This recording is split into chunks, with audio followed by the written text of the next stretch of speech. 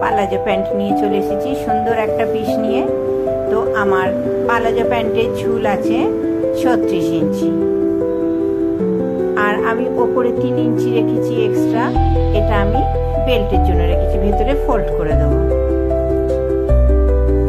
সিটের জন্য আমি নিয়েছি 12 ইঞ্চি, যেহেতু 36 আছে আমি 3 ভাগ করে 12 ইঞ্চি নিয়েছি সিটের জন্য, আর সাইডটা রেখেছি 3 ইঞ্চি।